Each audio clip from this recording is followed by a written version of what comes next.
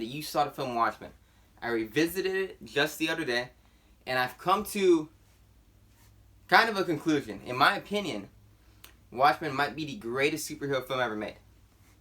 Now, I am eliminating films like the Dark Knight franchise. I am talking more specifically about having the superhuman element of it. Having someone with supernatural abilities, superhuman abilities. So eliminate those movies, because they're all based in reality. This is also based in reality, but based in reality if a Superman existed. So, for example, something like Man of Steel. Man of Steel is the origin story of Superman. It's going through the beats of his origin story. But what would the world be like? Not what his story would be like, but what would the world really be like? They were going to touch on that more so. I think in Man of Steel 2, if that ever happened, they tried to touch on that in Batman vs. Superman. Never came to fruition because they ended up throwing a million things in that nonsense. So, this movie, about a superhuman, more so centers around Dr. Manhattan, in my opinion, does it better than anything has done it before. The Marvel films play out like comic books. They're all great, but they play out funny and quippy and more so like comic book characters would. What would it look like in real life? Now, the Academy never recognized this genre before. I know Dark Knight franchise won like Best Picture for or not Best Picture, Best Actor for Heath Ledger, but never nominated for a Best Picture. The X-Men franchise touched on this concept a lot. The first two films should have been nominated for Best Picture in my opinion, but they got into this. But I think nothing has done it better than Watchmen. That's why I think it's really the best superhero film ever made, and it's Zack Snyder's greatest film ever made. 300 I think is great. Man of Steel, I appreciate it. A lot of stupid elements in it. But this is a movie, I know it's based off a graphic novel, that does the human psychology in reaction to the superhuman better than anyone else. Or anything else before. Fun fact, random. When this movie was first coming out, I never heard of Watchmen. I was early teenage years. And I thought it was Justice League by a different name. So I kept assuming characters I was seeing in the trailer were different characters from Justice League, so I thought Night Owl was Batman. I thought it was a ripoff too of Justice League. I thought Rorschach was the Question. I thought Silk Spectre was Black Canary. I thought Dr. Manhattan was Spectre, and I don't remember who I thought the comedian was. But I thought this was a ripoff movie, or it was the Justice League by a different name for some reason. Like it was based off a graphic novel series called The Watchmen, and it was about Justice League. And then I saw the movie, and then I had to look it up, and I found out all this stuff about it. So, anyways, so back to this. This film has human psychology better than any other superhero film has ever had since The Joker. Joker just came out. That's why Joker finally cracked the mold of comic book films are just nothing more than popcorn fun. And it brought in the era of critical acclaim to where we could put it into Best Picture and things like that. This film should have did that. This film, like all the other things nominated for Best Picture, all the dramas, cracks into human psychology like nothing else. Probably best of the year it came out. Can't remember what year it came out. I think it came out 2008. Am I wrong? How wrong am I? But you see how having a superhuman would be in real life, and it wouldn't be happy. It would be dark. It would be depressing. You watch reactions from Ozymandias, phenomenal character, who's a psychopath with morals.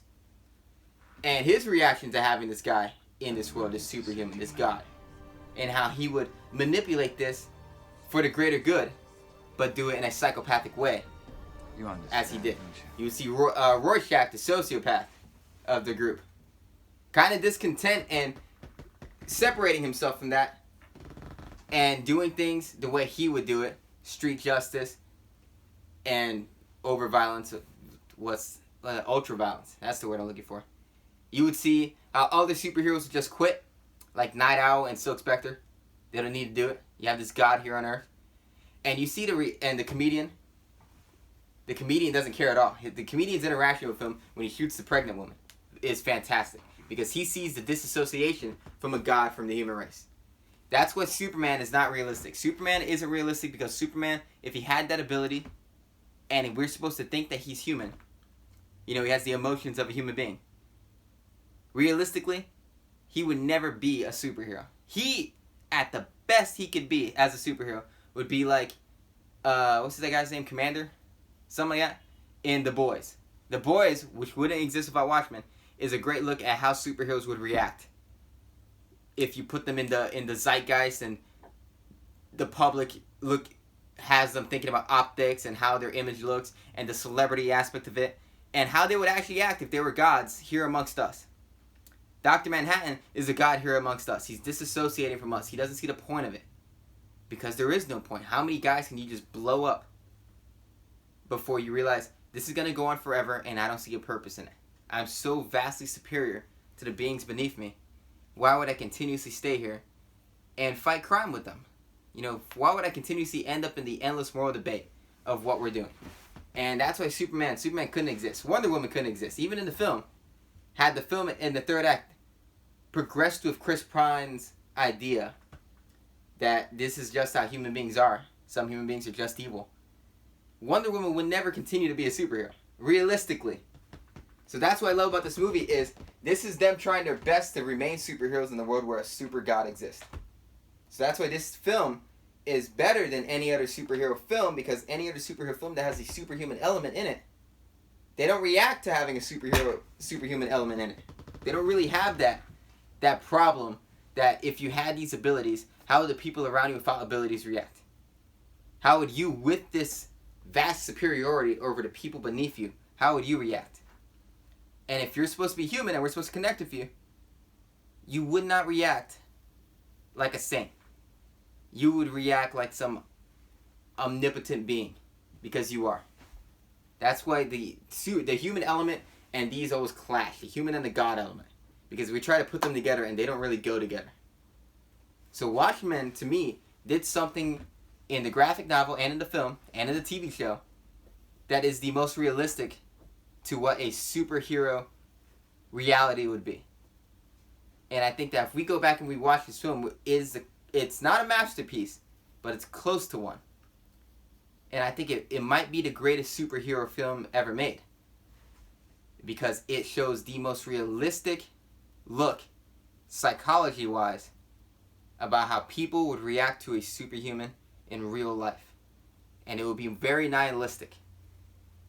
I don't think it would be happy like we think it would be happy. And Man of Steel 2, had it existed, I think would have gone down this route. Because Zack Snyder pulled this off once. I think he could have pulled it off again.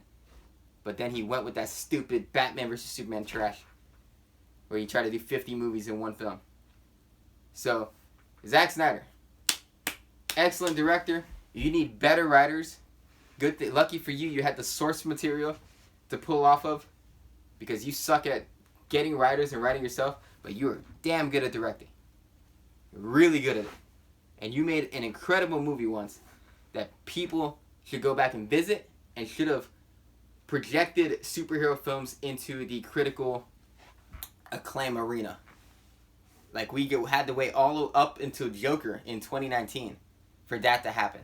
And this should have did it first.